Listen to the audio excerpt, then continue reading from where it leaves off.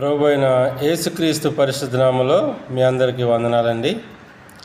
ఈ రోజులా మరొకసారి దేవుడు మీ ముందుకు రావడానికి ఆయన చేసిన మేలుని బట్టి దేవుడిని స్తుతిస్తున్నాను. అలాగే ఈ సమయంలో కీర్తనాకారుడు 20వ కీర్తన 2వ వచనంలో ఒక మాట సెలవిస్తున్నాడు. పరిశుద్ధ స్థలముల నుండి ఆయన నీకు సహాయము చేయునుగాక, సియోనులో నుండి నిన్ను ఆదుకొనుగాక అని ఈ మాట భక్తుడైన దావీదు సెలవిస్తున్నాడు. చూడండి, తన జీవితంలో ఎన్నో అవమానాలు, ఎన్నో నిందలు, ఎన్నో బాధలు, వాటిలన్నిటిలో కూడా దావీదు మనుషుల సహాయం ఎప్పుడు ఆశించలేదు.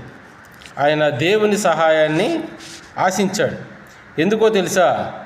మనుషులు చేసే సహాయం ఆశించి సహాయం చేస్తారు, దాన్ని తిరిగి వాళ్ళకి మళ్ళీ మనం చెల్లించాలి.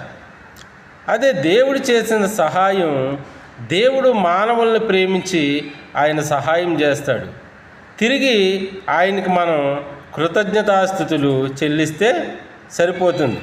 ప్రియ దేవుని బిడ్డలారా, అందుకనే వాక్యం ఏం సెలవిస్తుందంటే, మనుషులను నమ్ముకున్నట్టు కంటే యెహోవాను ఆశ్రయించుట మేలు, రాజులను నమ్ముకున్నట్టు కంటే యెహోవాను ఆశ్రయించుట మేలని వాక్యం సెలవిస్తుంది.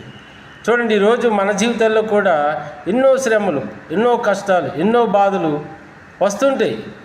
అలాంటప్పుడు మనం మనుషుల వైపు చూస్తుంటాం. ప్రియ దేవుని బిడ్డలారా, మనం దేవుని వైపు చూడాలని భక్తుడైన దావీదు సెలవిస్తున్నాడు.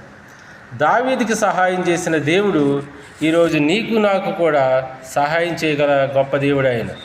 అందుకనే మనం మనుషులను నమ్ముకున్నట్టు కంటే యెహోవాను నమ్ముకోవటం ఎంతో మేలు. అలాగా దేవుణ్ణి నమ్ముకుంటే ఆయన ఎన్నో మేలు మనకు అనుగ్రహిస్తాడు. మనమందరం కూడా ఈరోజు దేవుణ్ణి నమ్ముకుందాం. ఆయన ఇచ్చే మేలు అనేకమైనవి మనం పొందుకుందాం. దేవుడు తన మాటలు దీవించునుగాక. ఆమేన్.